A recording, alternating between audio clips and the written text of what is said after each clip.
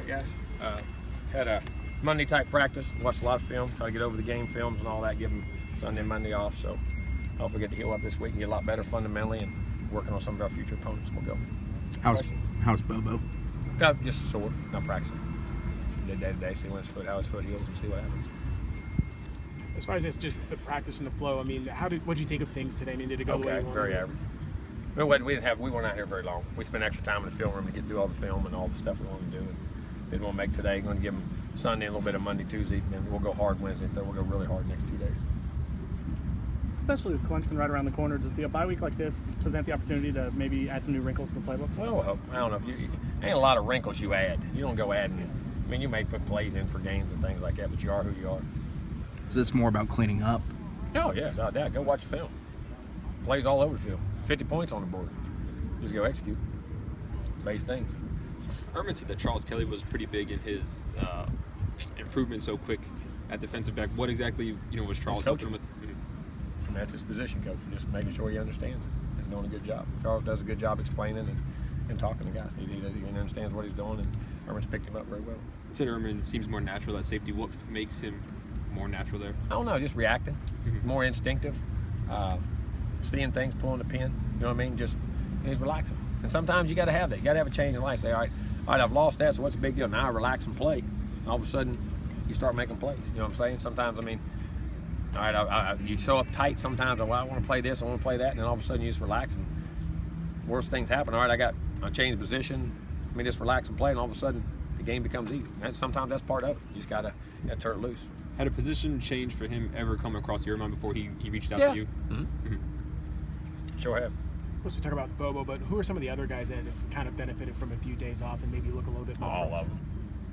I mean, all of them. I mean, they all need time off. I mean, it's 7 weeks been hard. You had camp and you had just 3 games in 12 days right off the bat. Then you got into 7 weeks in a row, and I mean, it's been a long time. I mean, it's just everybody this time of year. I mean, it really does. What's been the latest on Derwin's recovery and his progress? He's all right where he's at. He's doing good. But that's just a time thing. I mean, there's no way you can look at it and see. You got to judge it. So, I mean, it's just timetable. And doctors and what they'll do. So it's one of those things where for like Clemson, it's just a kind of big question mark as far as he's concerned? Or? Yeah. Nothing says he's going to play that. Okay.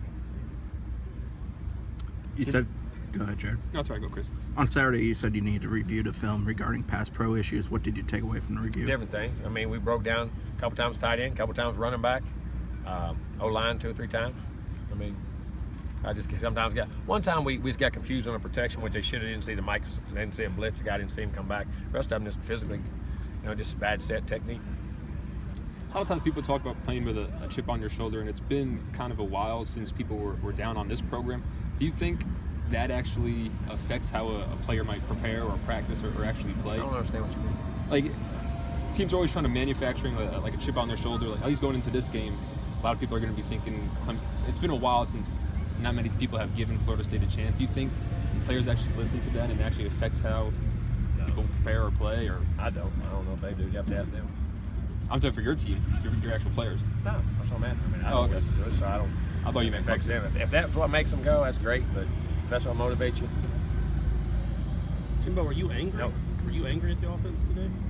No, just making points to them. I mean, they got because you can play extremely well and left a lot of plays on the field. There were things that should have been made and done. I mean, and were there to be made. I'm not angry. I'm just got to coach them. Got to keep going. And is that the frustrating thing that you could have easily had? You could have easily had 35 points against Miami. You could have had that many against Exactly Wake. right. And that's the way you got to go. You just got to keep coaching and doing it. And we had a bunch of points where we were playing well. You know what I mean? You just got to get consistent. And I'm saying it's not the same guy. Sometimes different guys. And there's a lot of youth on that side. There's experience but youth, and they got to understand. Just execute and do better.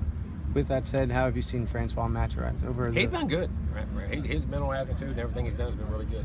I like the way he's played with his toughness and made good decisions for the most part. I mean, you can't ever have the turnovers. I mean, he hadn't had many turnovers, but pick was a poor decision. You just got to throw it away. And the other one, he's gotten hit when he's thrown, but still it doesn't matter. You got to hold on to the football. I mean, you got to try to feel that. For a freshman quarterback, though, only 3 interceptions through 7 games. He's done all right.